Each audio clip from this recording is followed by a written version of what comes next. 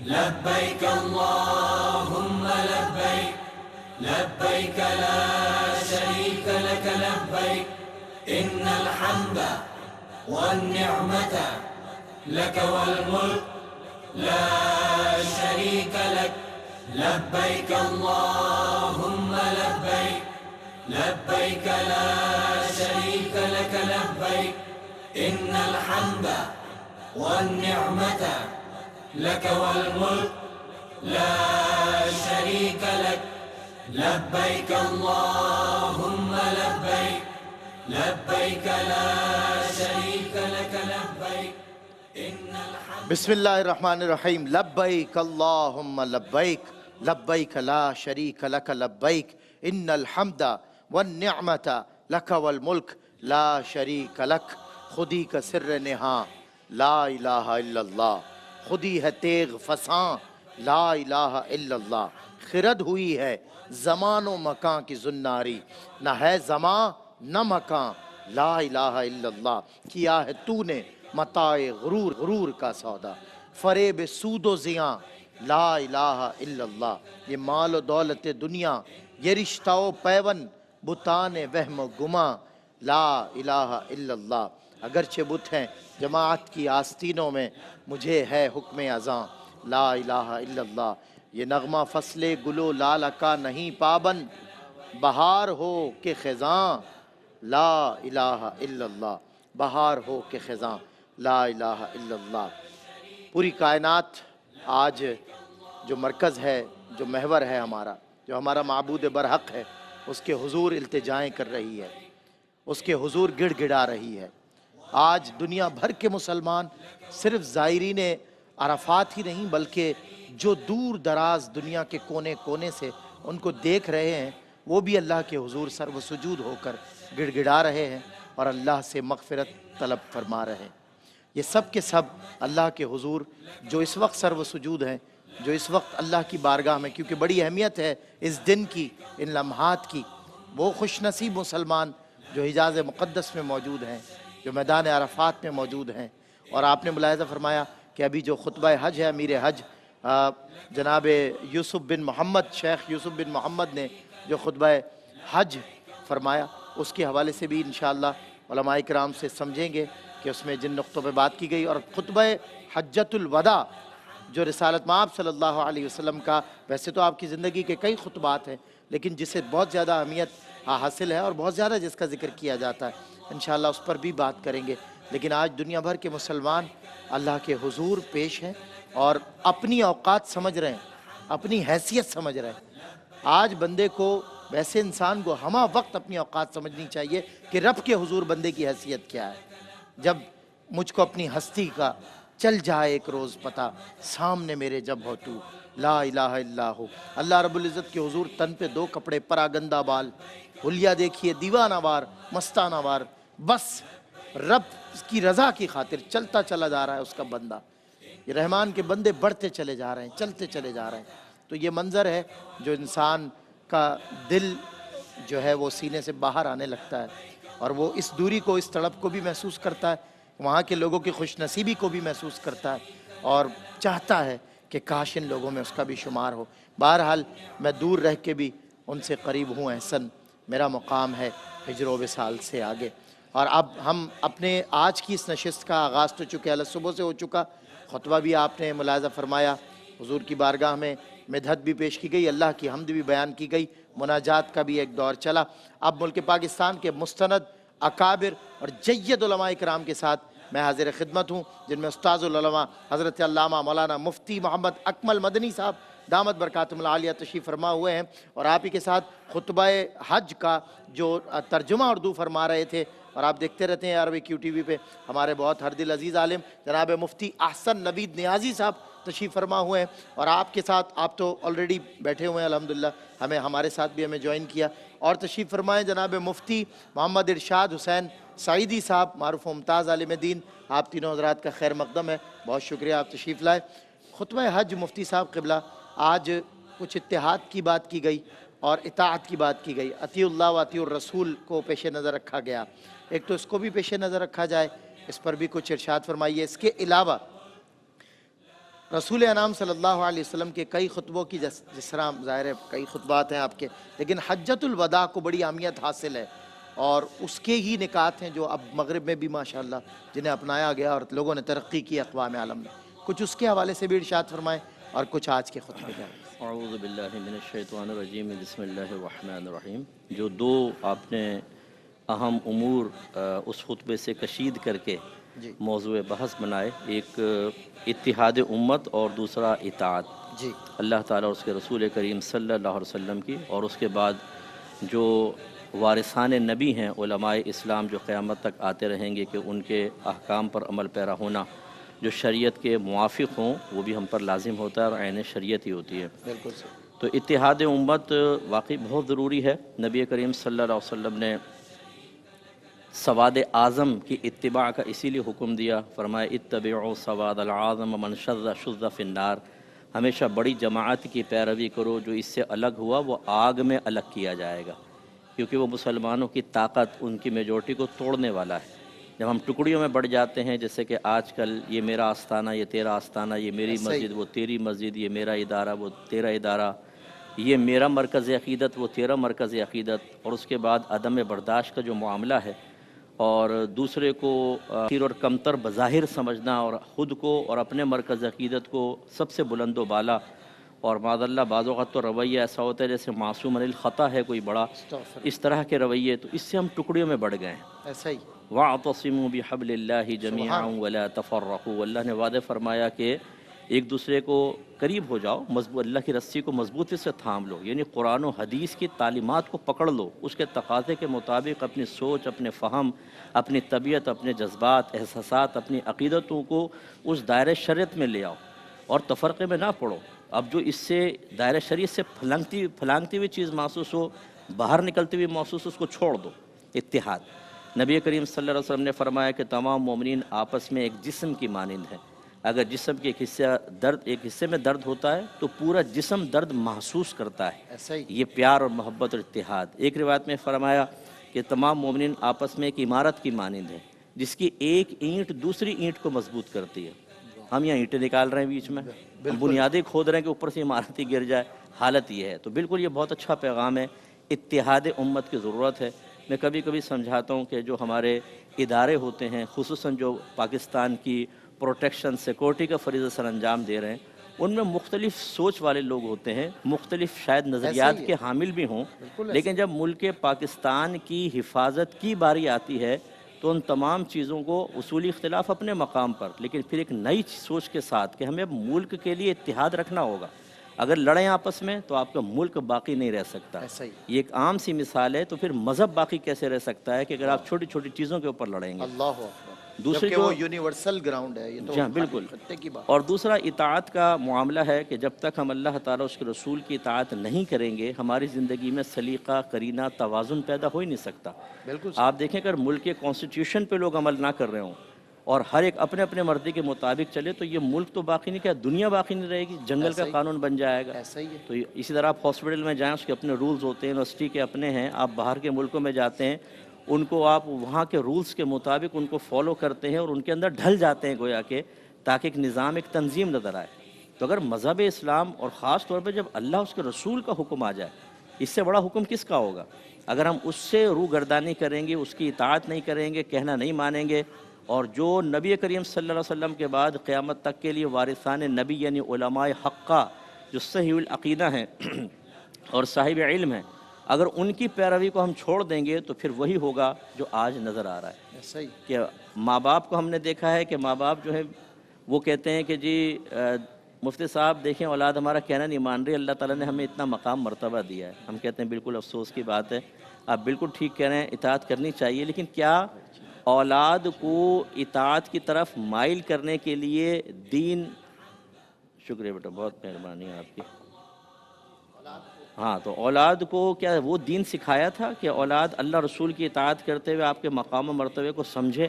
وہ ہمارے ہاں ختم ہوتا ہے. ایک ٹیچر یہ کہہ رہا ہوتا ہے اسٹوڈنٹ کو میری رسپیکٹ کرو، لیکن کیا وہ ایسا بیہیو اختیار کرتا ہے، اللہ رسول کی ایسی اطاعت اختیار کرتا ہے کہ طالب علم کو کہنے کی ضرورت نہ پڑے، خود ان کے قلب میں رسپیکٹ پیدا ہو اور وہ اسی طریقے سے اللہ رسول کے حکم کے مطابق معاملات کریں؟ تو جب یہ اطاعت سے ہم ہٹتے ہیں تو پھر آپ دیکھیں کہ ہر طرف لا قانونیت، ہر طرف رمضان آتا ہے باہر کے ملکوں میں 50% ڈسکاؤنٹ، ایسا ہی ہے اور ہمارے ہاں 200% اپ ہو جاتی ہیں قیمتیں، آپ prices۔ اندازہ کریں۔ تو یہ صورتحال ہے، تو یہ دو چیزوں کو فوکس اسلامی رکھنا ریاست چاہیے، بالکل بس۔ اور آخری ایک جملہ اس پر کہ نبی کریم صلی اللہ علیہ وسلم کی وجہ سے تو ہر خطبہ ایسا ہے جیسے موتیوں کو لڑی میں پرو دیا گیا بے ہو، شک، جس ایک سبحان موتی کو نکال لے اس میں سمندر کے بے شک، سمندر بھرے ہوئے ہیں۔ بے شک بے شک ایسے۔ لیکن آخری خطبہ اس لیے اہم تھا کہ یہ آخری نبی کا وہ آخری خطبہ تھا جو ایک بہت بڑی جماعت کے سامنے نبی کریم صلی اللہ علیہ وسلم نے ارشاد فرمایا، صلی اللہ علیہ تو یہ بہت عظیم خطبہ تھا۔ اور چونکہ اس میں سرکار نے اپنی پوری تقریباً 23 سالہ مدت جو آپ کے اعلان نبوت کے بعد سے لے کر اختتام تک کی قرآن اور حدیث کی تعلیمات کا نچوڑ وہ بیان کرنا تھا، تو اس میں سے اتنی بڑی تعلیم ہو، قرآن دیکھیں، حدیث دیکھیں، اور اس میں سے اہم نکات نکال کر جماعت کے سامنے پیش کرنا ہو۔ ہم لوگ پریشان ہو جاتے ہیں بعض اوقات ایک سلیبس بناتے ہوئے کیا چھوڑیں اور کیا نہیں۔ نبی کریم صلی اللہ علیہ وسلم نے اتنا جامع خطبہ دیا کہ جیسے آپ نے فرمایا کہ اگر باہر کے لوگوں نے اس کو اپنایا تو انہیں عزت پالی، اگر ہم اس کو نافذ کر دیں تو معاشرے کا ایک بہت بڑا حصہ صرف اس ایک خطبے کی برکت سے انشاءاللہ بہت یعنی مثالی معاشرہ بن سکتا ہے، اور اللہ تعالیٰ کی بارگاہ میں انشاءاللہ مقام و مرتبہ حاصل کر سکتا ہے۔ تو ان خطبات کو ضرور پیش نظر رکھنا چاہیے، اور ہونا ہی چاہیے کہ ہمارے سلیبس کا حصہ بنے، اور یہ ہمارے جو آنے والی نسلیں ہیں وہ شروع سے اس کو سیرت مصطفیٰ کے تناظر میں ان خطبات کو بھی پڑھیں اور اس کو اپنے اوپر نافذ کریں۔ کیا بات ہے مفتی صاحب، بہت خوب ماشاءاللہ۔ اور ظاہر ہے آج اس خطبے سے منسوب جتنے بھی نکات ہیں یا اس میں سے جو بھی اقتباسات ہم نکالیں گے، اس سے مراد ہی اصلاح امت ہے،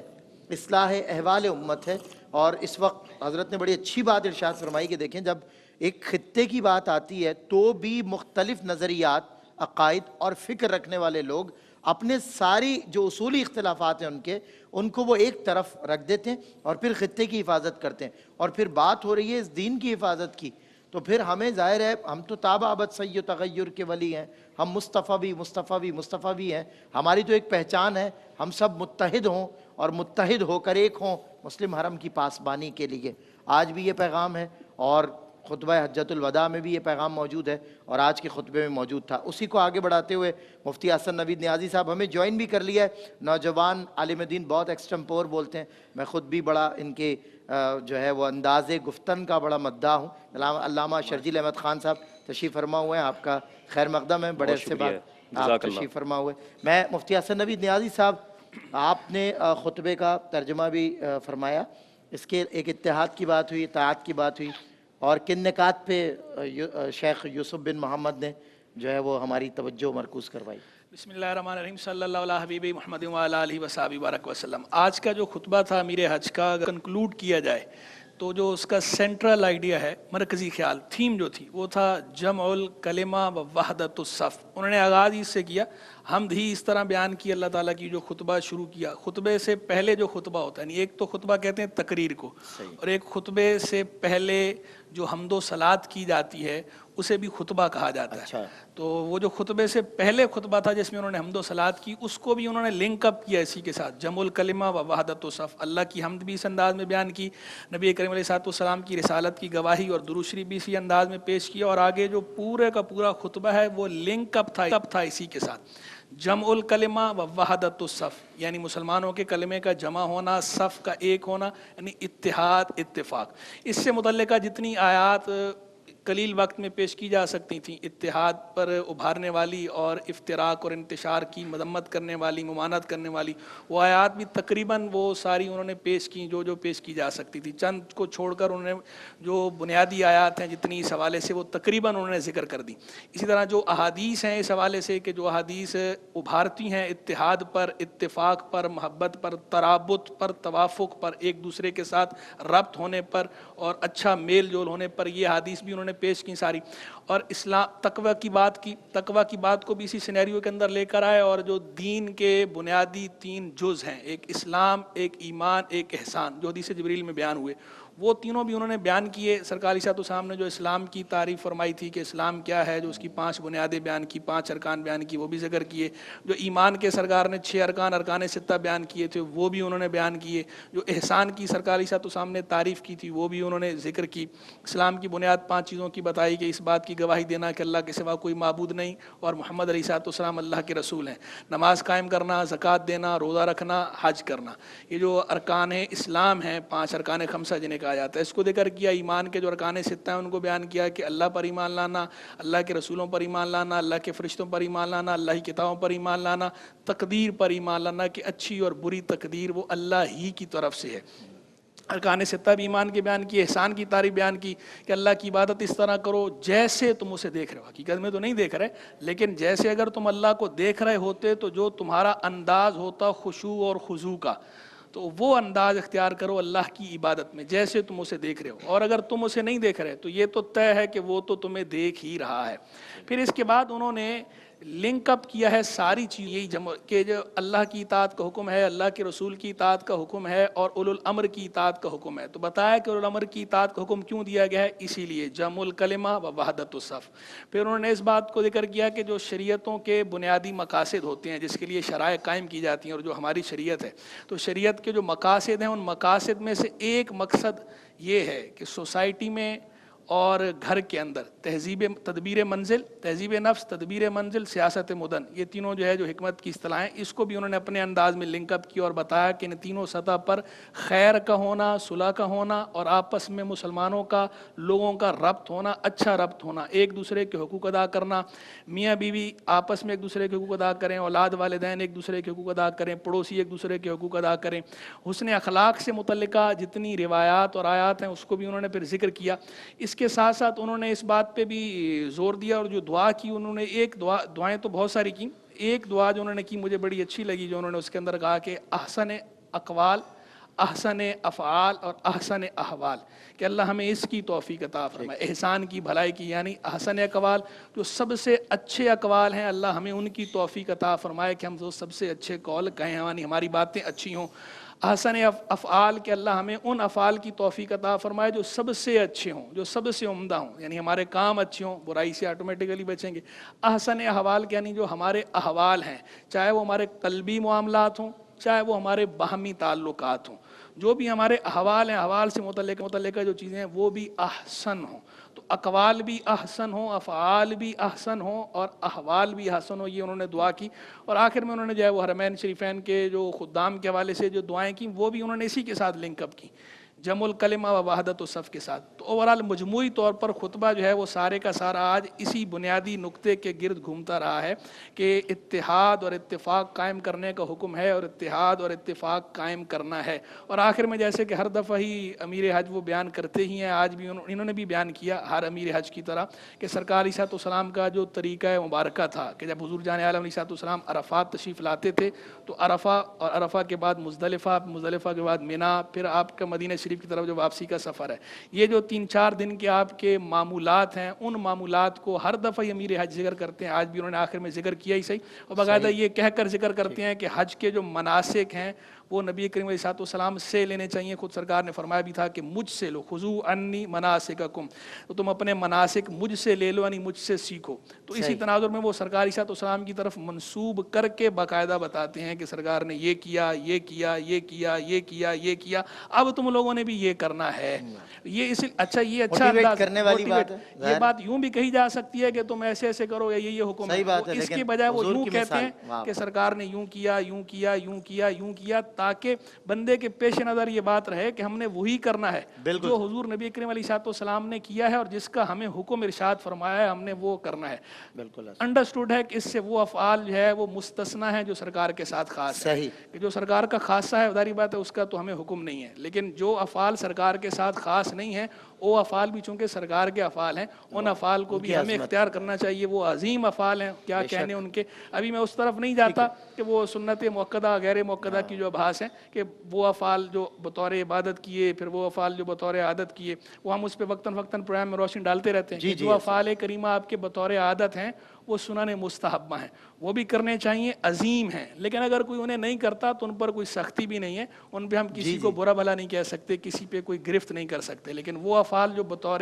عبادت اختیار فرمائے، ان کے اندر پھر دو ہیں، سنت مؤکدہ جو اکثر کیے، جن پہ مواظبت کی ہے، ہمیشگی اختیار کی ہے، کبھی کبھار ترک کیا ہے، یہ سنن مؤکدہ ہیں، اور دوسرے جو ہیں وہ سنن غیر مؤکدہ ہیں، جن پہ مواظبت نہیں فرمائی۔ سنن مؤکدہ کے ترک کی بھی ہمیں اجازت ہے، کرنے چاہیے، لیکن اگر ترک کر دیں تو گناہ نہیں ہے، لیکن جو سنن مؤکدہ ہیں ان کو چھوڑنے کی ممانعت ہے۔ کبھی کبھار رہ گئی کوئی سنت مؤکدہ تو اصاعت ہے، برا ہے، لیکن اگر کوئی بار بار چھوڑے گا سنت مؤکدہ بلا عذر تو اس صورت میں مکروہ تحریمی میں کنورٹ ہو جاتا ہے، گناہ ہوتا ہے۔ تو بہرحال گناہ ہو یا نہ ہو یہ تو ایک الگ پہلو ہے، بات یہ ہے کہ وہ طریقہ کس کا ہے، وہ فعل کس کا ہے، جس عظیم ہستی کا وہ فعل ہے، وہ عظمت والا فعل ہے، وہ فعل ہمیں کرنا چاہیے۔ کیا بات ہے، سبحان اللہ۔ مفتی ارشاد حسین سعیدی صاحب تشریف فرمائے، ان سے بھی انشاءاللہ بات کریں گے۔ علامہ شرجیل احمد خان صاحب تشریف لائیں، انشاءاللہ ان سے بھی بات کریں گے اس مختصر سے وقفے کے بعد۔